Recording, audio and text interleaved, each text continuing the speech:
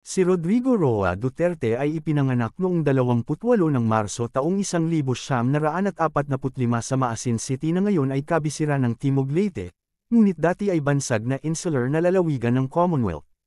Nagtapos siya ng elementarya sa Santa Ana Elementary School, isa siyang siga at patapon ng kabataan at napagbalitaan na 2 beses na patalsik sa high school subalit nakapagtapos ng Magna o Magna 9 years in high school.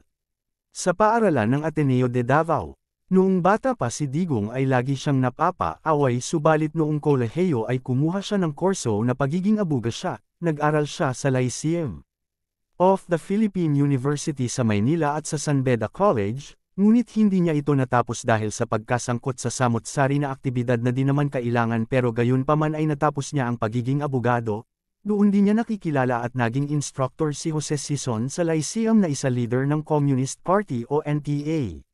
Malapit si Digong sa mga bata at may sakit sa cancer at lagi siyang pumupunta sa Davao Medical Center na ngayon ay Southern Philippines Medical Center na siyang pinakamalaking hospital sa Mindanao. Napagbalitaan na siya rin ay laging pumupunta sa Sacred Heart para mag-donate sa foundation ng may mga cancer. Siya rin ay malapit sa mga babae, kaya din nakapag-asawa ng 2 beses.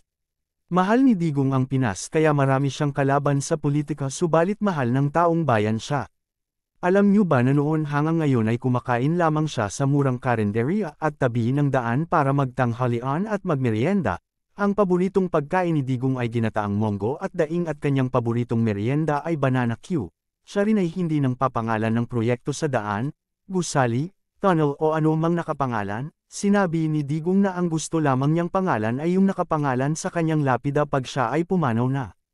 Ikaw payag ka ba na gawing modernong bayani ng Pilipinas si former President Rodrigo Roa Duterte o Tatay Digong?